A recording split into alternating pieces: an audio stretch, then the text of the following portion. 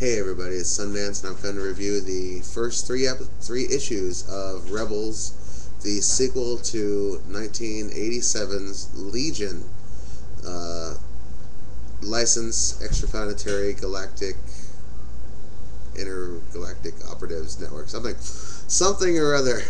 Something. But the story takes place in modern DC continuity. It's the April, May, and June issues 1 through 3 of Rebels by DC. It centers around Vril Dox, the son of the Kulon criminal Vril Dox, known as Brainiac to many of the Superman fans, and sort of ancestor to Brainiac 5 of Legion of Superheroes. It starts off with Vril Dox on the run, where his whole Legion his whole Legion operation is usurped from him, and the Silicon cyborg that controls his operations is taken over by this unforeseen force.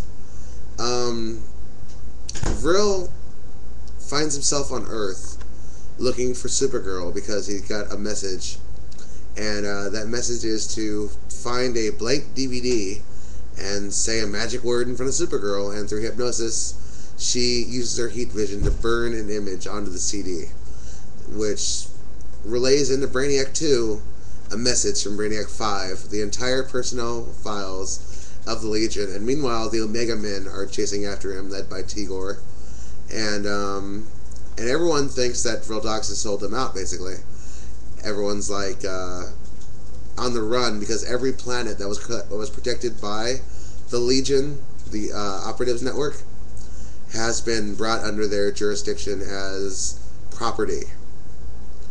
They've been taken over, and Brainiac 5 tells Brainiac 2, Vril, to form his own new network of heroes to combat this unforeseen force, because in the history logs of the 31st century, Brainiac 2 disappears at this point in time, and no one knows why.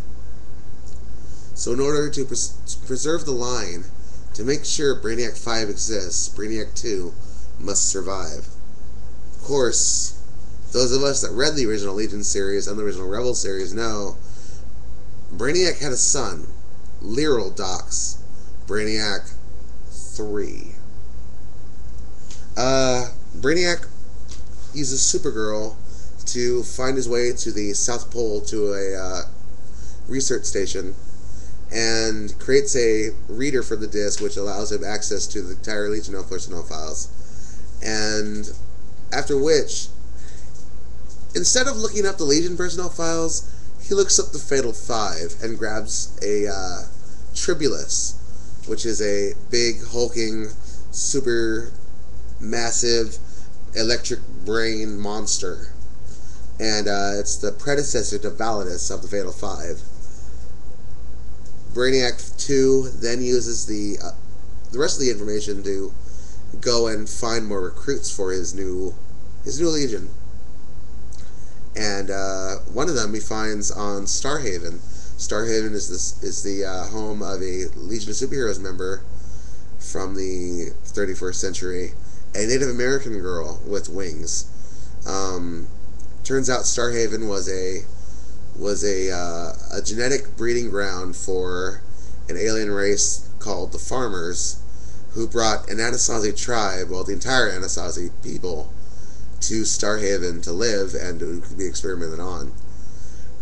Brainiac arrives in issue 2, and well, he looks for traits in them, looking for the ones that will help him the most in his quest. And he finds Wildstar, a woman that has small, decrepit wings, and no one can hide from her.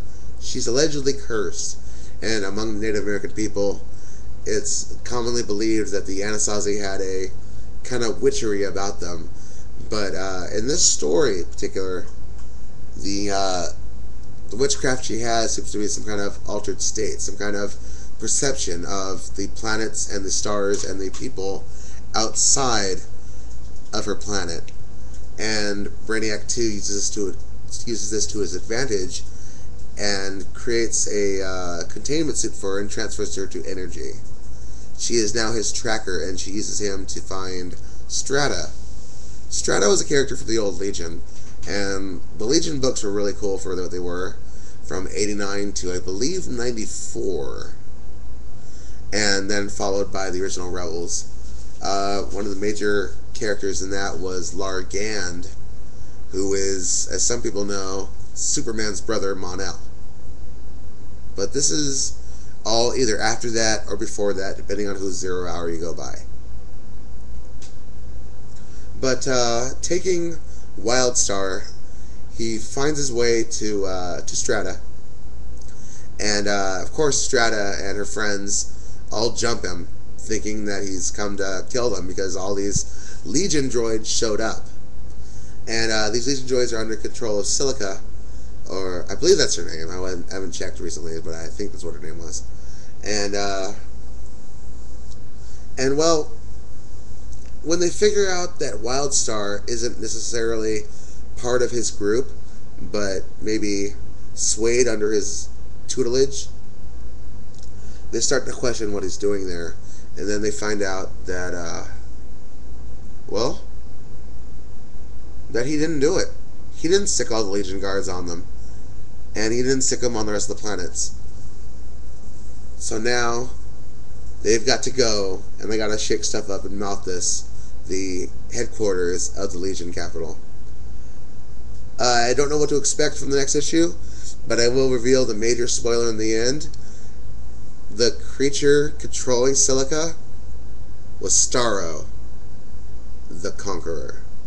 This is Revolution X and Sundance saying good night and good luck.